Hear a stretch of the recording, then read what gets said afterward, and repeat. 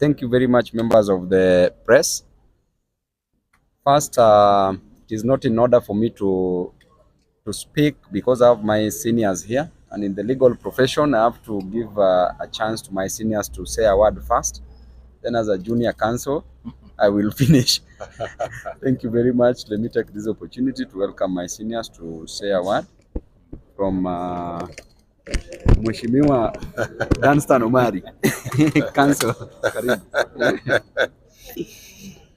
You know, when I grow up and the Babu becomes the governor, I might decide to contest in his constituency. So let me, probably, we don't know. Today, Babu's matter was coming in court, where we had raised a question that when they were being arrested, one of the key proponents of the fight for the cost of living reduction is Gaucho.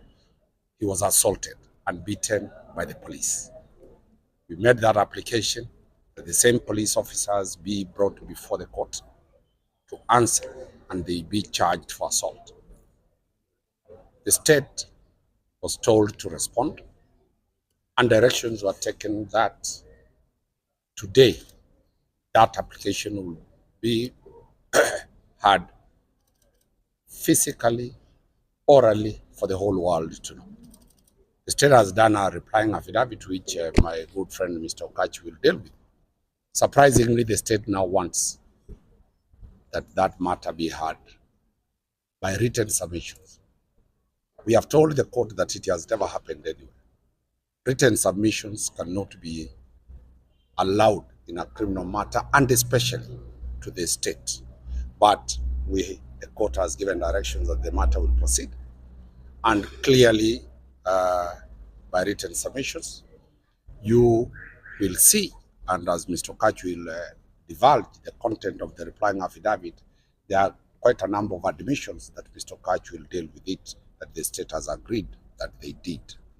We are putting the state on alert that as a defense team, we will stand firm to defend the rule of law, to defend the constitutionality of every action every government agency does.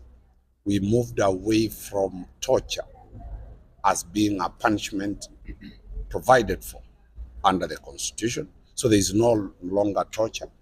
And therefore, we must stop that type of police harassment.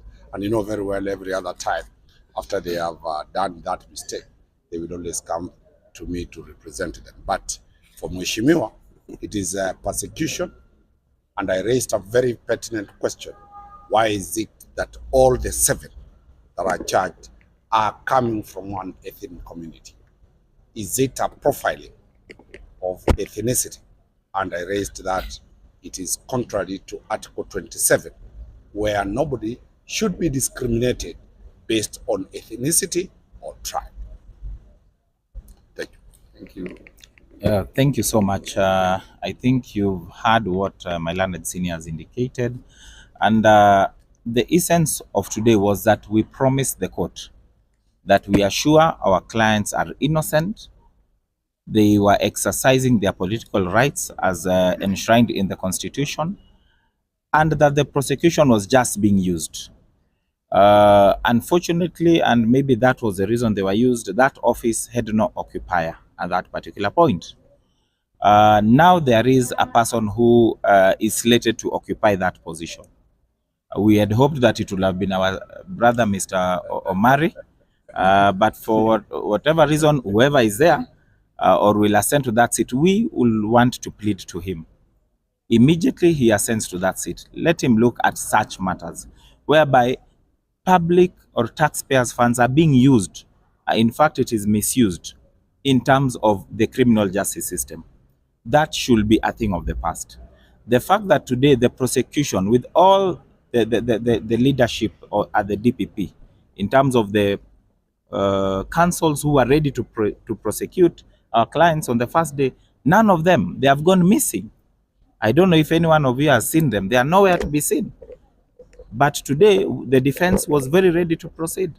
So it is a point that we are saying, and the court has taken note of that it will deal with this matter seriously. But we also appeal to the incoming DPP to look at such matters so that there is no other day a Kenyan will be arraigned in court through political machinations, and the court just accepts that as part of the norm. If you look at the response by the officers through the DPP, it is very clear that they are ashamed of themselves, because everyone is trying to run away from the grievous harm that was orchestrated as against Gaucho, when Gaucho was actually in the hands of the state and in the hands of the court. So this is a matter that, regardless of whether this matter is withdrawn today or tomorrow or any other time, this is a matter that we will pursue, because it is not only about Gaucho, it is about you and me and every Kenyan. Because when you're in the hands of the police, you must be treated with dignity. Article 25 says that any other right can even be infringed, but your right to be treated like a human being and with dignity cannot be infringed. And that is a matter we will deal with at this stage and at another stage, that is the High Court. So at this particular point, it's a sad day that they've taken their time. They are ready to proceed. You can see the time that is there. Mheshimiwa needs to be exercising his parliamentary responsibilities. He's actually taken half of his day. Yet the office of the DPP is actually being funded by taxpayers' money to be here to prosecute these particular matters. So we will not rest. We will be ready. We will be available. And of course, we will invite you to look at the response that has been filed. And we look forward to having a very positive decision or a ruling by the court on this particular issue, ili iwe funzo kwa hawa maofisa na wengine walio na tabia mbaya kama hii. He was called what? Boyd? Kiprop. Officer Kiprop and the other Kiprops in quotes. Thank you. Asante sana. So I think my advocates have spoken what I ought to have spoken. And for now, I want to say that today we had a matter and we were scheduled for a hearing. And as usual, the office of the DPP, together with the DCI, are always talented time wasters. We came here very early in the morning. By 8 a.m. we were here. The court started at 9 a.m. The prosecutors who were handling this matter were not in court. That can tell you how unserious they are. How can the accused persons be more serious with a case that belongs to the to the state, to the prosecutors who are supposed to prove their case beyond reasonable doubt? And I want to say that this is wastage of taxpayers' money. We want to make history in this country by this case, making this case be the first criminal case to end in the fastest way possible. In fact, if it were possible that we finish this case today, because with the witnesses that we have are all police officers, they are 4 in number, they can testify within a day. The decision be made within the same day, and we be free to go about our duties. And next time, they should not rush to court making applications on denial of bail, because if the prosecutors themselves cannot keep time by coming to court, they cannot come to court. Next time they arrest us again, they will come here, make applications that will be denied bail and bond. So what is the need of that if we came here at 8 a.m.? So in short, I just want to express my disappointment so far with the office of the DPP. I'm so disappointed. And next time you hear that I've failed to come to court, do not come for me, because even you are failing to come to court. So you are wasting my time. And remember, it is justice for everybody. So I will stop at that and further request the court to move with utmost speed and ensure that this case ends within the next 1 month. Thank you very much. Gaucho, if you want to say a word. Okay, mimi sina mambo mingi kwa tayari maloezi wetu wasaongea na my brother mkubwa Babu Owino pia nafikiria send message mzuri na kizungu kubwa. So mimi sina mambo mingi, ile kitu naweza sema na nashukuru lawyer wangu lawyer wetu Omari na Mboya kwa kusimama na sisi. na nani Okachi kwa kusimama na mimi na kusimama na sisi wa 7 ambao tulishikwa. Ile kitu naweza sema ya kwamba kwa kunisaidia kwa hii case ambayo nilipigwa kama niko ndani, sio mimi mnasaidia vijana wengi kama Gaucho na hii jina kidogo ambayo Mungu amenipea, naweza tumiwa watu wanipige ndani. Sasa ule kijana ambayo mama yake anauza mboga, anauza changa, anauza busa, si kesho atashikwa na uliwe ndani, inasemekana alikuwa anataka kukimbia jela, ama atauliwa semekana alikuwa anataka kunyang'anya polisi bunduki na hakuna mtu atamtetea. Kama mimi naweza pigwa nisemekana ya kwamba nimejipiga ndani.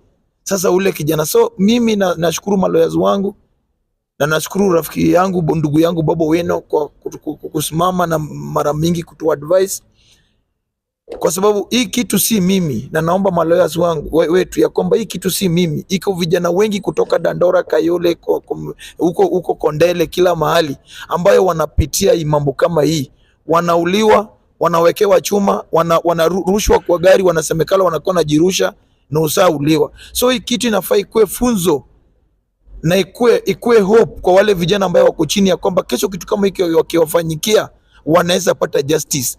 Na mimi nikikosa justice kwa Kiprop, inamaanisha ule kijana mama yake anauza busa kutoka Kondele, kutoka huko Busia, kutoka huko Mombasa ama mali pengine ama Turkana, hata waipata.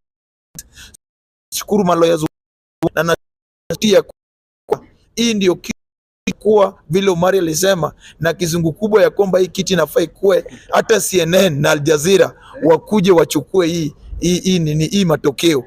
Na all in all, nashukuru wale walitulishikwa nao. Nafikiri Mungu tutapata justice. Walitupea masimu, but bado simu zangu bado wako nayo 2. Huyo Kiprop ile simu yangu moja alikuwa nayo iko huko Mudhaiga, ingine iko industry, iko hapa nini, iko hapo Central. Mimi najua hizo simu ningeomba munisaidie, kwa sababu kesho wanaweza ua mtu na waweke hiyo simu yangu ikuwe ya kwamba simu yangu moja imepatikana kwa sini na wanikujie. So hao, hii serikali ni serikali ya majambazi, kila mtu ni jambazi.